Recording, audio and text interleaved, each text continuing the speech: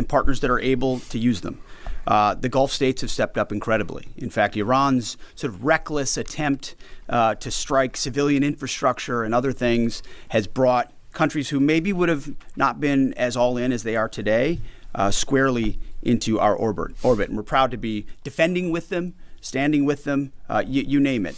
UAE, Qatar, Bahrain, Kuwait, Saudi Arabia, and others who have been right there. And we're grateful for that kind of support. As far as the internet, we're watching the regime try to tighten its grip as much as possible. And we're obviously taking countermeasures, many of which we can't talk about here, to ensure that messaging is delivered, not just to the Iranian people writ large, but to the right audiences, certain audiences that need to hear certain things about what their fate might look like or what their choices are. So even though that regime is trying really hard to ensure the world can't see, right? They want to put out fake AI-generated images, which, by the way, sometimes our press happens to fall for, like the Abraham Lincoln on fire and turning around. These AI-generated images are meant to make it look like something's happening when the exact opposite is. So they make up fake reports and fake images to lie to their own people to try to make it. But even then, their own people can barely receive a lot of those messages and communicate because of the blackout that they've imposed upon them. But we work around that for sure. Thank you, Mr. Secretary. General, overnight, Iran launched missiles across the Gulf. They managed to hit the Saudi oil refinery on the Red Sea. What does it mean that they have that capability now, 3 weeks into the war? And Mr. Secretary, you mentioned civilian infrastructure. Iran seems to be treating U.S. diplomatic outposts, embassies, consulates like they are legitimate hard targets in the region now. What is the Pentagon doing to, I guess, secure those assets, stop those attacks? Absolutely. Thanks for the question on the missile strikes. You know, as we said and have always said clearly, they came into this fight with a lot of weapons. This is why we continue to be as aggressive and assertive as we can against their ballistic missile capability, both their medium-range ballistic missile capability and their short-range missile capability. So we are continuing to hunt and find them and kill them, and we will continue to do so. So they still retain some capability. And we have layered defenses throughout the region that will allow us to protect those. And we're working with our partners across the Gulf region to help them improve any defensive capabilities that they may need. To that point on capabilities, you know, Iran is an energy-rich country, could be, should be. Instead, like so many other places driven by a radical ideology, they've spent that money instead of investing in their people. And that's why you had millions of Iranians protesting. Because they felt like their quality of life didn't match what it could be or should be. And what was the Iranian state? There's a reason we call Iran the #1 state sponsor of terrorism, because they took the money they make and they invest it in tunnels, and they invested in missiles, and they invested in launchers and UAVs, and we are destroying and degrading that in historic proportions. But it doesn't mean they won't still have some and try to hold people at issue, which is why we're fighting every single day to continue to compel. And you mentioned embassies and consulates. Unlike previous administrations, we are doubling and tripling down on ensuring that our people, regardless of their Department of War, Department of State, whatever they do, are secure in those facilities. And the best defense is a good offense. And so we're not afraid to go after and kill anybody, and we have a lot of them attempting to target our diplomatic facilities. Iran, you know, we're not surprised that they would indiscriminately target, and we're still seeing that. But Jerry.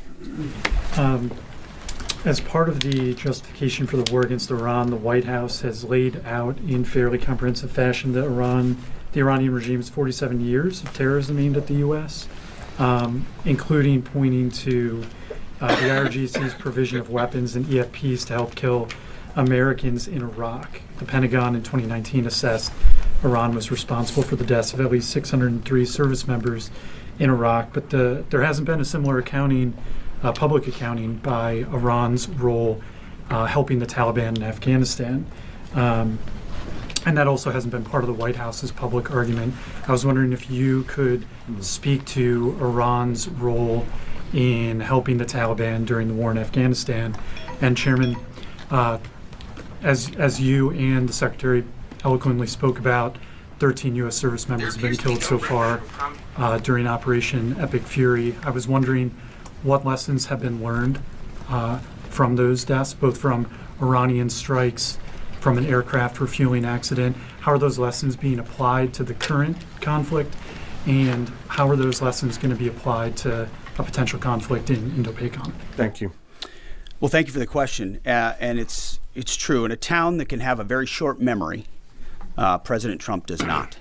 He remembers what this regime, Iranian regime, was founded on, what their declaration has been from the beginning: death to America, death to Israel. They've stated that. They've intended to, in every way, try to accomplish that, killing Americans in any theater they can, embassies for quite a long time. In Iraq, that was the deadliest weapon, was the EFP, the explosively formed penetrator. I was there when that tactic and technique started to emerge, and the realization was it wasn't just jihadis putting together 155 rounds daisy-chained. It was an entire state, a country with its apparatus able to mold steel in a way that was specifically designed to penetrate American armor and kill Americans. This was not, maybe we send them a couple of thoughts about how to build a bomb.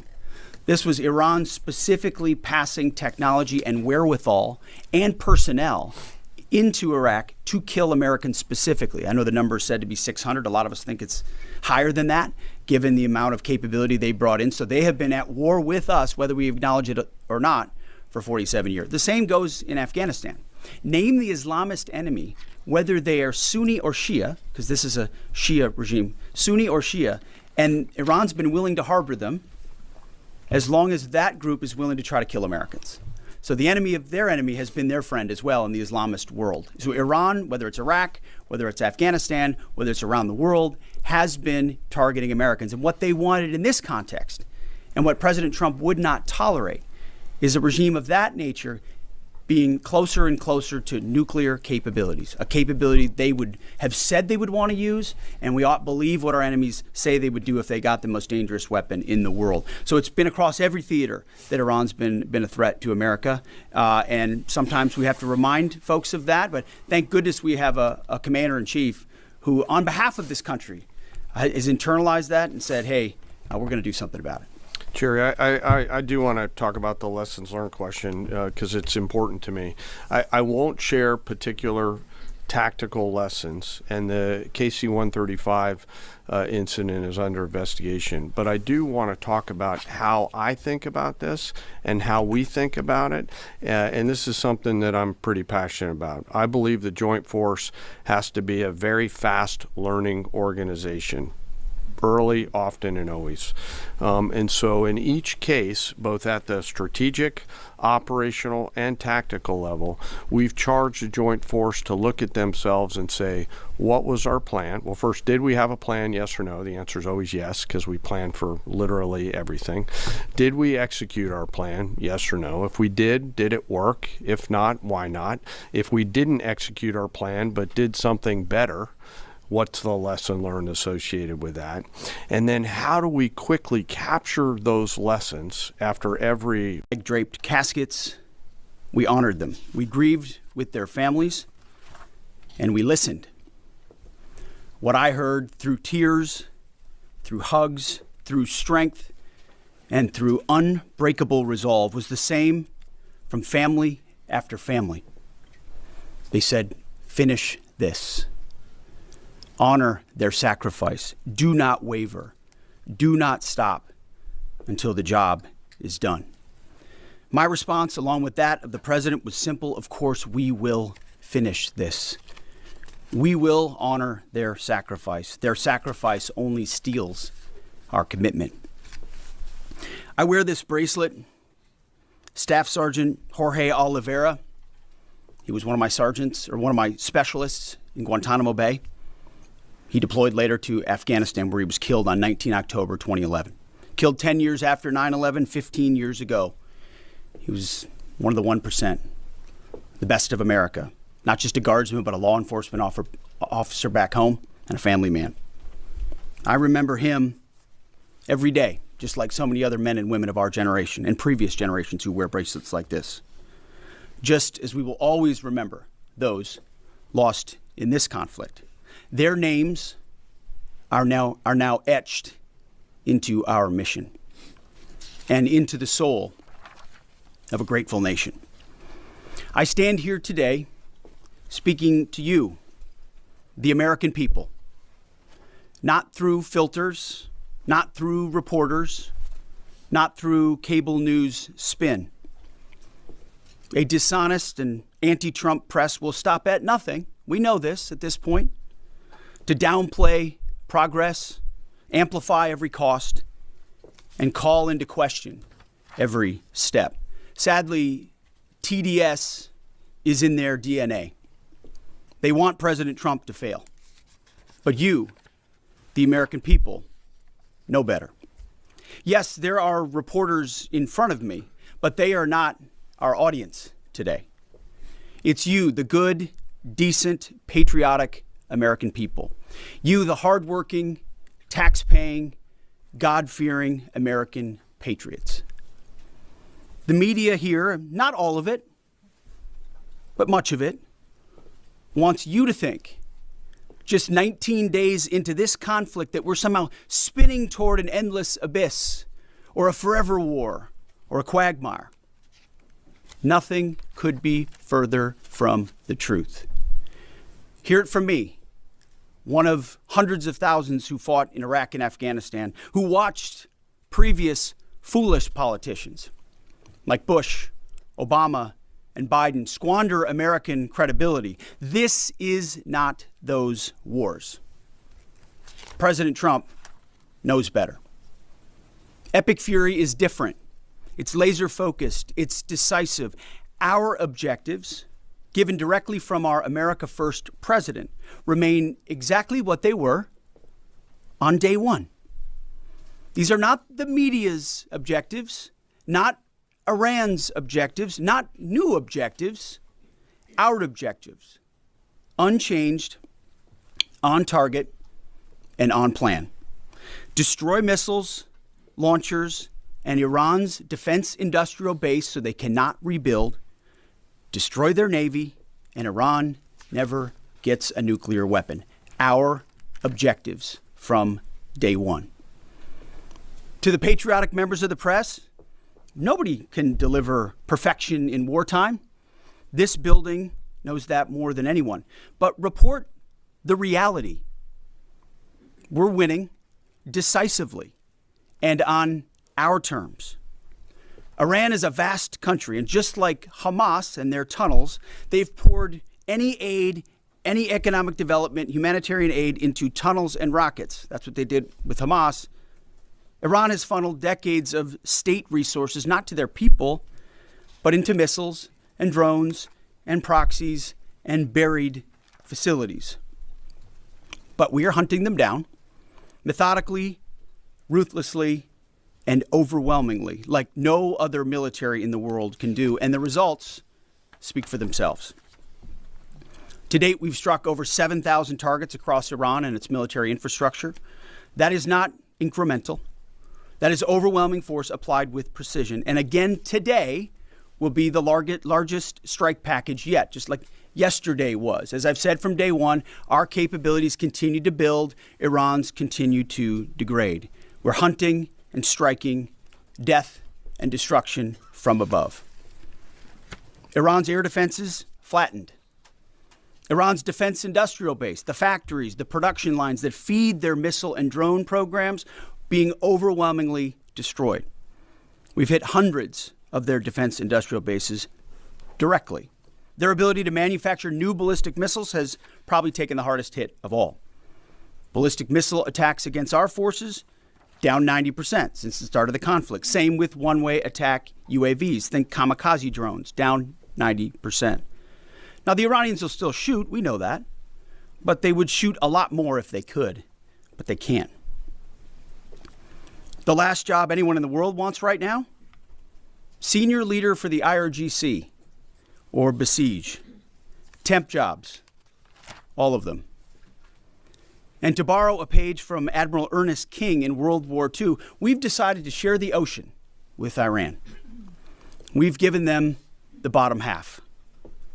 We've damaged or sunk over 120 of their Navy ships, with battle damage assessments pending for many more. See, oftentimes we have to wait a few days on battle damage assessment to get the real number.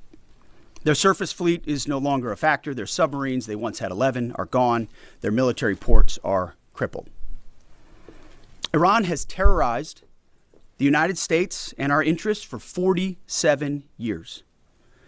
Their core industries, not steel or agriculture or tourism, their core industries are state-sponsored terrorism, proxy militias, underground networks, ballistic missiles, and a violent, messianic, Islamist ideology chasing some sort of apocalyptic endgame. A regime like that, refusing to abandon its nuclear ambitions, is not just a regional problem. It's a direct threat to America, to freedom, and to civilization. The world, the Middle East, our ungrateful allies in Europe, even segments of our own press should be saying one thing to President Trump. Thank you. Thank you for the courage to stop this terror state from holding the world hostage with missiles while building or attempting to build a nuclear bomb. Thank you for doing the work of the free world. Yesterday's ceremony reminded us why we fight. Not for nation building or democracy promotion, but to crush direct threats to America, Americans, and our interests. We fight to win, and we are winning on our terms, following our objectives. My 13-year-old son popped into my office last night while I was editing these remarks. He asked about the war and the families I met at Dover. And I looked at him and I said, they died for you, son, so that your generation doesn't have to deal with a nuclear Iran. It's the truth. And they did. So to the families who said, finish this, we will. And I say the same to every American who wants peace through strength. May Almighty God continue to bless our troops in this fight. And again, to the American people, please pray for them. Every day, on bended knee, with your family, in your schools, in your churches, in the name of Jesus Christ. To the troops, keep going, and Godspeed. Over to you, Mr. Chairman. Thank you, Mr. Secretary. Ladies and gentlemen, good morning, and thank you all for being here. I also had the honor yesterday, as the Secretary said, of traveling up to Dover with the President to welcome home our six fallen. It was an honor and a privilege for me to be there and to say thank you to their families. And I want to mention their names this morning. From the 6th Aerial Refueling Wing out of MacDill Air Force Base, Florida, but stationed as part of an active associate unit at Birmingham, Alabama, Major Alex Klenner, John Alex Klenner, Major Ariana Savino, she was posthumously promoted from captain to major, and Technical Sergeant Ashley Pruitt, the boom operator on that crew. From the 121st Aerial Fueling Ring, Ohio Air National Guard out of Rickenbacker Air National Guard Base in Columbus, Ohio, Captain Seth Koval, Captain Curtis Anks, and now Master Sergeant Tyler Simmons, who was also promoted in the boom operator on that crew. To a person and every family member I spoke with yesterday, they all shared that their family members loved serving. They loved being part of a great team and a crew, and they loved airplanes and aviation. Our nation's tanker crews really are unsung heroes, incredible warriors who put their lives on the line so we can continue to take the fight to an enemy. I've personally witnessed their courage and tenacity many times, from the morning of September 11th, where they answered my call for some help, to the skies over foreign countries where they've come forward out of their safe tanker track to give me gas when I simply could not leave a ground force that was engaged in a firefight. They've answered the call and come forward time and time and time again. I'm filled with incredible pride and gratitude for all that the tanker crews do, our pilots, our boom operators, and the maintainers. And to the families of our six fallen, Know that we share your grief. Our nation will never forget their sacrifice, and we will never forget their names. Our entire joint force mourns with you today, and will continue to remember their incredible gift of a great example for all of us. Now let me turn to an operations update. U.S. CENTCOM remains on plan to achieve our military objectives and remain unrelenting in our pursuit of Iranian missile capabilities, UAV capabilities, and their Navy, and as the Secretary said, their industrial base. Each day we continue to attack deeper into Iranian territory. As reported by U.S. Central Command yesterday, the U.S. military dropped 5,000-pound penetrator weapons into underground storage facilities, storing coastal defense cruise missiles and other support equipment. These weapons are bespokely designed to get through concrete and/or rocks and function after penetrating those barriers. We continue to hunt and kill mine storage facilities and naval ammunition depots. We continue to hunt and kill afloat assets, including more than 120 vessels and 44 mine layers, and the pressure will continue. We're flying further to the east now and penetrating deeper into Iranian airspace to hunt and kill one-way attack garrisons, destroying Iran's ability to project power outside of its borders. The A-10 Warthog is now in the fight across the southern flank and is hunting and killing fast attack watercraft in the Straits of Hormuz. In addition, AH-64 Apaches have joined the fight on the southern flank, and they continue to work on the southern side, and that includes some of our allies who are using Apaches to handle one-way attack drones. In Iraq, AH-64s have been striking against Iranian-aligned militia groups to make sure that we suppress any threat in Iraq against U.S. forces or U.S. interests. And we remain focused on pursuit of any platform that Iran could field to harm Americans or our partners. Last Friday, Admiral Cooper and the CENTCOM team conducted precision strikes against more than 90 targets on Karg Island, which included all of their military-only infrastructure, which included air defenses, naval base, mine storage, and deployment facilities. And as the Secretary mentioned, we continue to strike against Iran's defense industrial base and will continue to do so. Today, I want to continue my theme of talking about members of our incredible joint force. Today, I want to talk about some exceptional airmen who are engaged in the fight daily. United States Air Force, Air Force Reserve, and Air National Guard crews within our bomber force. The B-1s, B-2s, and B-52s, and the airmen on the ground who maintain and load these weapon systems. They are the backbone of America's long-range strike capability, and their contributions to Epic Fury have been decisive. Assigned to STRATCOM under Admiral Rich Carrell and supported by TRANSCOM, the tanker force that we've talked about, under the command of General Randall Reed, every mission is designed to achieve overwhelming outcomes on behalf of the United States and our allies. Last weekend, I had the chance to go out and see some of our deployed bomber forces, the B-1 and B-52 crews, and I had a chance to sit down with some young aviators and maintainers and ask them, how do you feel? Tell me about your typical day. And these are crews comprised of between 2 and 5 airmen, 2 on the B-2s, 5 on the B-52s, and 4 in the B-1s out there.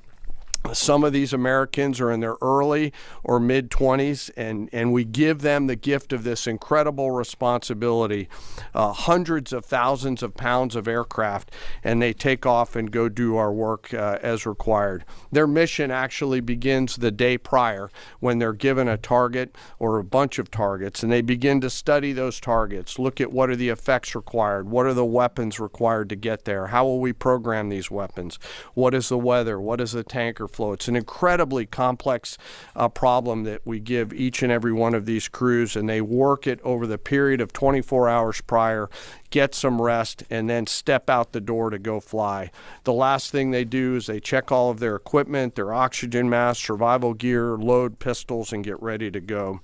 They crank the jets about an hour prior to takeoff and then launch into the daylight, doing their pre-flight checks, and as the kids say, lock in and prepare to go to war, sometimes on a long and stressful journey. During the flight, they're surrounded by technology and capabilities, and they'll do multiple aerial refueling efforts across tankers on the way to the AOR, area of responsibility, either coming from the States or coming from a forward deployed basing. And I will tell you, as a fighter pilot, getting gas is a lot easier in an F-16 than it is in a B-1, B-2, or a B-52, where you are handling this airplane. It is a physical thing, unlike a fighter that's a lot easier. And they stay on that boom for sometimes up to 30 minutes, taking hundreds of thousands of pounds of gas. It is a physical, demanding thing to take gas, and they do it multiple times on the way there, and they do it multiple times on the way home.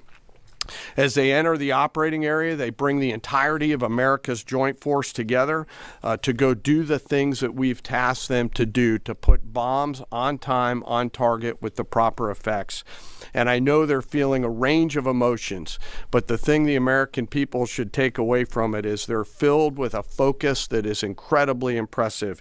And they have fear, of course, but their bigger fear is, dear God, please don't let me screw this up, the warrior's prayer that we all have in our souls. In the days of epic fury, they were shooting, as we've talked about in this room, a lot of standoff weapons. Now we've switched and rolled, as I mentioned last week, to stand-in weapons. And behind each and every one of them are incredible maintainers and weapons builders who go out there and make sure these aircraft and their weapon systems are ready to go. These airplanes are so big that they're not in hangars. They're out in the cold, out in the snow, out in the rain. The bombs are being built outside for protection and to make sure that it's safe, and they do it 24/7, 365. It's not comfortable work, but when you go spend just a minute with these incredibly young Americans who are so motivated, you cannot come away from that exchange not being hopeful for America's future. It is simply awesome. And we hand these Americans, young Americans, incredible and weighty responsibility, and they deliver every single time. Quietly, with professionalism and humility, doing the things that we ask them to do. In conclusion, we will continue major combat operations. As the Secretary said, we continue to get busier. I know the Secretary and I share that we're incredibly proud of 2.8 million members of our joint force. I am personally, and we are personally grateful for the tenacity and professionalism of the brave men and women who serve inside STRATCOM, CENTCOM, SPACECOM, CYBERCOM, TRANSCOM, and the rest of the joint force. And I'll close where I started. I ask today that we remember those 6 fallen that came home. They represent the best of our nation.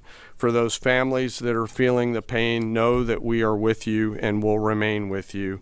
May we always prove worthy of their sacrifice. And I'll turn it back over to you, sir. Thank you, Mr. Chairman. I'll take a couple questions. Thank you, Mr. Secretary. Thank you, Mr. Chairman. Given the updated degradation and strike target numbers you laid out, how close would you say we are towards achieving the President's objectives, and what is the end game of the operation without divulging any sensitive battle plans? Well, we wouldn't want to set a definitive time frame on that, but as we've said, we're on plan. So we're looking at those metrics very closely, relaying that to the President and the National Security team, but feel confident that as, again, we're more stand-in means we're over the top, even further in, and we have even more of an exact sense of what we're striking and why, and even more dynamically, meaning because the intelligence improves, we're able to more quickly identify targets when they, let's say they come out of an underground facility where they've been hiding and able to strike it before it strikes or right after it shoots. But we're very much on plan, and that's why I want to speak to the American people here. You hear a lot of noise about widening or new missions or speculation about what we should or should not be doing. This is a clear set of objectives. The President has given us every capability we need to accomplish that. We've got the best in the world in uniform executing it on the ground. They believe in and are invested in this mission, and it will be at the President's choosing ultimately, where we say, hey, we've achieved what we need to on behalf of the American people to ensure our security. So no time set on that, but we're very much on track. Absolutely. Yes, right here. Good morning, Mr. Secretary. David Zier, Real America's Voice News. What countries have been the most cooperative with us, including the Gulf states, as Europe hedges? And I also wanted to ask you, the internet blackouts by the regime, it's been shut down for weeks. Is the U.S. military playing a role in, fighting against the regime, blocking VPN networks and satellites and other things? Is there a role for the U.S. military there? Obviously, on the allies and partners side, Israel from day one has been an incredible and capable partner, willing and able. There's nothing like capabilities and partners that are able to use them. The Gulf states have stepped up incredibly. In fact, Iran's sort of reckless attempt to strike civilian infrastructure and other things has brought countries who maybe would have not been as all in as they are today squarely into our orbit. And we're proud to be defending with them, standing with them, you name it. UAE, Qatar, Bahrain, Kuwait.